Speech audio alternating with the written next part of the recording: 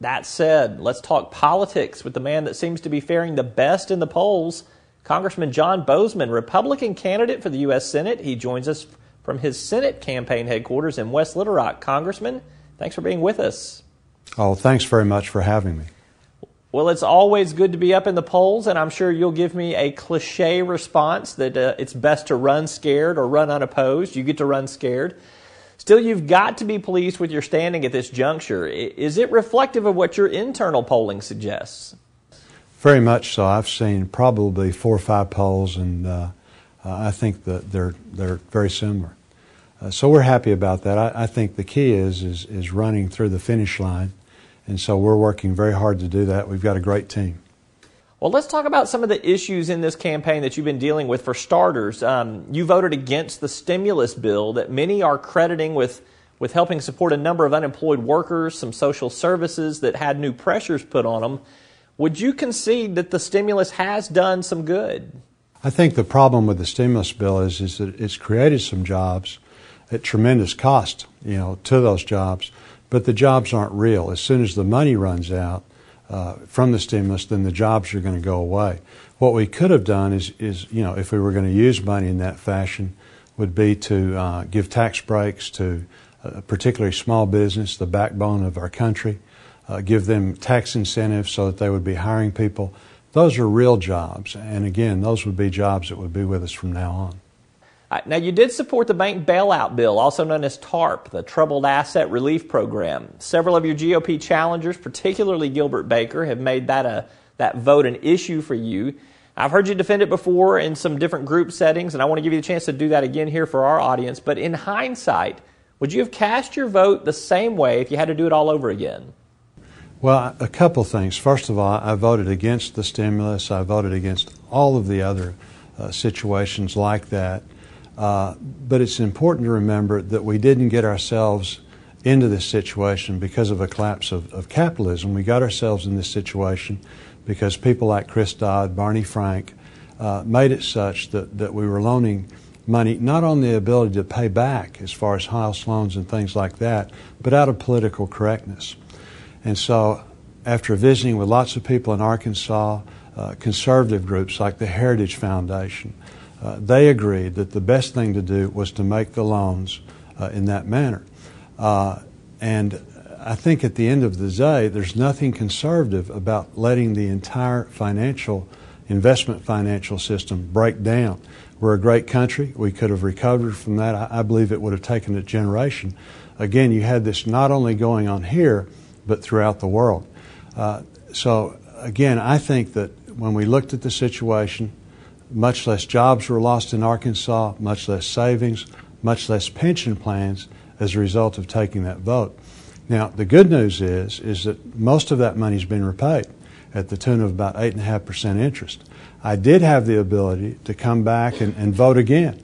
I voted for the first part of the loans, came back, the president wanted to renew it, and I voted no. At that time, the crisis was over. There was no reason to do it. He turned it into a slush fund, and again, I voted no on the second part. I've heard you defend and advocate your record for the last 9 years in Congress representing the 3rd District. It's clear what you stand for, but what are you going to do differently in the U.S. Senate if you're elected that isn't being done now or that you can't do as a congressman?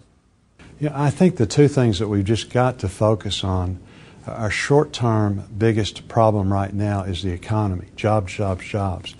And as I visit with the average Arkansan, they're concerned about having a job 3 months from now. So we've got to figure out what the new economy is going to be. In the past, we've had 70% consumption. We had a negative savings rate for a couple of years. We've got to figure out where we go from here. And so we've got to get ourselves in a situation where we have a lot more manufacturing. We've got to support business, particularly small business. I think you do that through cutting corporate tax, investment tax credits, things like that, put people to work. Long term, our greatest threat by far is the deficit.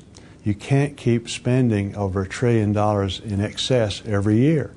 And so we're going to have to put the brakes on that. We're going to have to make some tough decisions. I believe very strongly, I've been an advocate for this and a co-sponsor since I came to Congress. We need a balanced budget amendment. And we've got to put structurally the things in place to prevent overspending. The other thing is we need things like the line item veto, so that the president, can pull out the pork and things that are stuck in at the last minute and then send that back to Congress. So I think job creation, I think the deficit, controlling our spending, and actually reversing the size of government, those are the things we've got to work on. All right, Congressman, let's end this conversation where we started this conversation. You're ahead in the polls. You're pushing potentially winning without a runoff. You get about 48% in the latest Mason-Dixon poll. So would you rather go ahead and win without a runoff, or would you like to go ahead and campaign for another 3 weeks? That's like asking me if I like biscuits and gravy. No, we'd very much like to win without a runoff, and yet, I think what you do is you put everything in place and, again, run through the finish line. And so we're working hard to do that, trying to get our message out, trying to get around all over the state. I've worked hard in the 3rd District to have good name recognition there, and I think a very high approval rating. What we're trying to do is get to the areas of the state where I have good name recognition, but they just don't know me as well.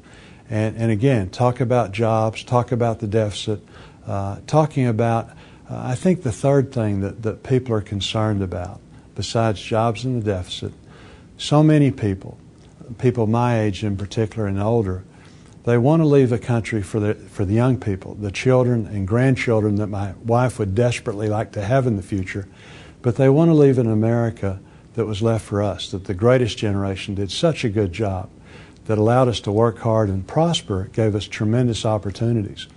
So we're at a crossroads. Are we going to continue being the America that we know, or are we going to lean towards the Obama leadership idea of moving us more towards a European socialist democracy?